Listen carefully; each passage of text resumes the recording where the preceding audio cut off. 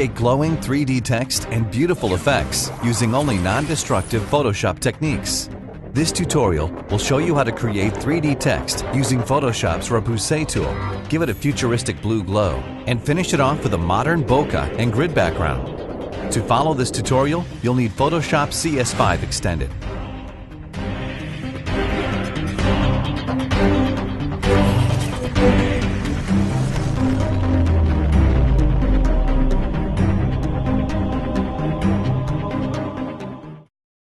Before we begin this tutorial, make sure you have the required fonts installed. These fonts are available free, and the links to them can be found in the video description. You'll also need the extended version of Photoshop CS5, not the regular version. After you've installed the fonts, start by creating a new document in Photoshop. Go to File, New. Set the width to 1920, height to 1080, and then click OK. Make the background black. You can do this quickly by pressing Ctrl-I or Command-I on a Mac to invert the color. Select the Text tool, then type in any text you like using the TR2N font.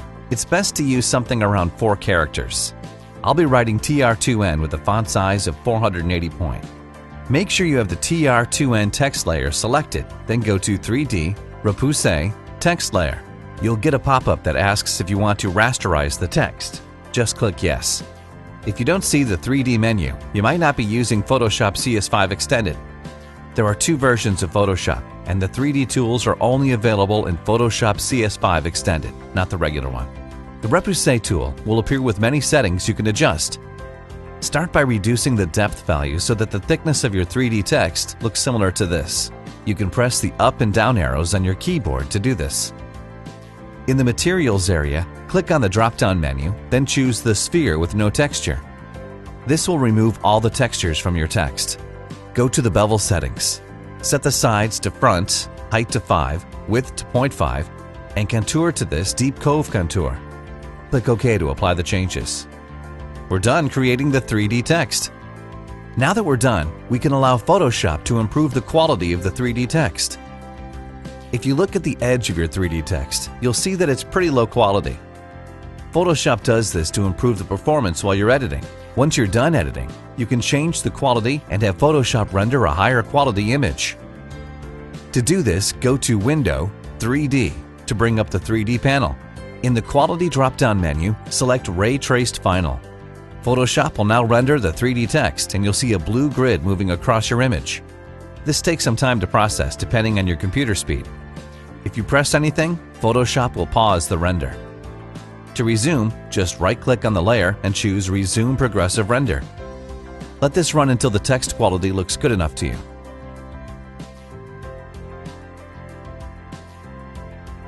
When the text quality looks good enough, simply click anywhere to stop the render. Now we're going to apply some layer styles to give it a glow. Right-click on the TR2N layer, then choose Blending Options. Select the Color Overlay option, then set the blending mode to Overlay and color to 00B4FF. Select the Outer Glow layer style, then set the color to the same color we used earlier, 00B4FF. Set the size to around 30 pixels. Note that the effects of the setting will vary if you used a different font size. Click OK to apply the changes. We're done with the 3D text. Here's how our image looks like so far. We're now going to create the subtitle. Select the Text tool and type some text below the TR2N text. I use the font Railway. If you have the new Helvetica 35 thin font, you can use that instead. It's the same font that was in the movie Tron, but it's not free. If you want to increase the spacing between the letters, go to Window, Character, then adjust the spacing value. Make sure you have the text highlighted when adjusting this setting. If you need to, use the Move tool to reposition your text. Next, we're going to apply a blue glow to the subtitle. Because we did this earlier, we can copy the layer style settings from the logo and paste it into the subtitle. To do this, right-click on the TR2N layer and click Copy Layer Style. Now, right-click on the subtitle layer and click Paste Layer Style. Double-click on the Outer Glow layer style to edit it. Reduce the size to something like this. Select the Color Overlay style, then change the blending mode to Normal. Click OK to apply the changes. We're done with the text. Just having some 3D text on a black background is boring, so we're going to create a cool grid background and top it off with some bokeh. Let's start with the grid background. This grid background is pretty cool because it uses only smart filters, and you can create unlimited variations with 2 clicks. You'll see how this works in a bit. First, let's create the grid background. Create a new layer and position it above the background layer. Rename this layer to Grid Background. Right-click on the layer, then choose Convert to Smart Object. By converting the layer into a smart object, we can apply smart filters, which lets us edit the settings anytime we like. Now we're going to apply this secret combination of filters to create the grid background. First, make sure your foreground and background colors are set to the default black and white colors. You can reset the foreground and background colors by pressing D on your keyboard. Go to Filter, Render, Clouds. You'll get a cloudy background like this. Next, we're going to turn the clouds into a mosaic pattern. Go to Filter, Pixelate, Mosaic. Set the cell size to 40 square, then click OK. To give the mosaic pattern some round corners, we're going to use the Median filter. Go to Filter, Noise, Median. Set the radius to 8 pixels, then click OK. Now we're going to give the mosaic pattern some glowing edges. Go to Filter, Stylize, Glowing Edges. Set the edge width to 1. Edge brightness to 10, and smoothness to 1. Then click OK. In the Layers palette, double-click on the Blending Options button for the Glowing Edges filter in the Layers palette. A Blending Options window will appear. Set the blending mode to Screen, opacity to 50%, then click OK. To complete the effect, we're going to increase the contrast of it using the black clip setting. Usually, we would use the Levels or Curves tool for this, but it doesn't work on smart objects. Instead, we're going to use the Shadows and Highlights tool. Go to Image, Adjustments, Shadows Highlights. Set the 2 settings to 0%, then enable the Show More Options checkbox. There is a black clip setting here, but it's grayed out. To get around this, just set the shadows to 1%. Now the black clip setting is enabled. You can adjust this setting to increase the black areas in your grid background. You can also adjust the white clip setting if you want to increase the white areas. I'm just going to set the black clip to 10%. When you're done, click OK to apply the changes. Reduce the opacity of this layer to around 12%. We're done. Here's what the grid background looks like. Before we move on to the bokeh effect, let me show you something cool with this background. Go into the Layers palette and double-click on the Cloud Smart Filter. A pop-up will appear. You might want to checkmark the Don't Show Again option so that you don't keep seeing this pop-up. Click OK and your grid background pattern will change into a new one. You can keep double-clicking on the Cloud Smart Filter as many times to get the pattern you like. The last effect you're going to add is a bokeh effect. Create a new layer and position it above the grid background layer. Name this layer Bokeh. Select the Brush tool, then right-click anywhere on the document to bring up the brush settings. Pick this brush here. It should be a round brush with a 100% hardness. Set the size to 200 px. If you don't see this brush, you can click on the flyout menu and click Reset Brushes. Go to Window, Brushes.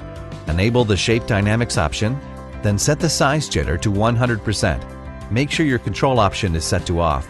Next, enable the Scattering option, then checkmark the Both Axes option and set the scatter to 1000%. Make sure your control setting is off.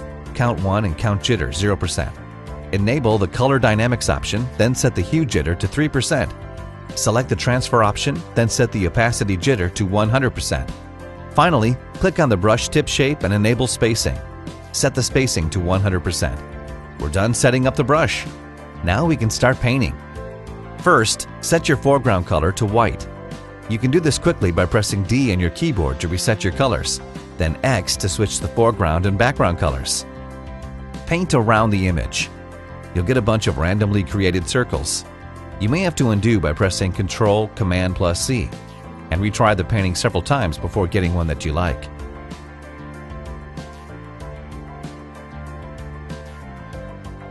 Next, go to Image, Adjustments, Hue, Saturation. Checkmark the Colorize option, then adjust the settings to get the color you like. Here are the settings we used. Right-click on the bokeh layer, then choose Convert to Smart Object. Go to Filter, Blur, Gaussian Blur. Set the radius to 16 pixels, then click OK. Double-click on the Gaussian Blur Smart Filter Blending Options button. Set the opacity to 80%, then click OK. We're almost done. Here's what the image looks like. The bokeh effect can be a little distracting around the logo, so we're going to mask it out. In the Layers palette, click on the New Layer Mask button. Select the Eraser tool. Make sure you have the default foreground and background colors. You can press D in your keyboard to reset your colors. Right-click anywhere in the document window to bring up the eraser brush settings, then select the soft round brush. Set the size to around 800 pixels. Erase around the logo and anywhere else to hide the bokeh. We're done! If you want to change the colors up a bit, you can fill the background layer with any color you like. You can also use the Hue and Saturation tool by going to Image, Adjustments, Hue, Saturation. Checkmark the Colorize option, then adjust the settings as you like. You can make it white, blue, or leave it black. Here's the final results. Write us a comment and let us know how this went for you. Don't forget to download the Photoshop file from our website. You can find this link in the video description.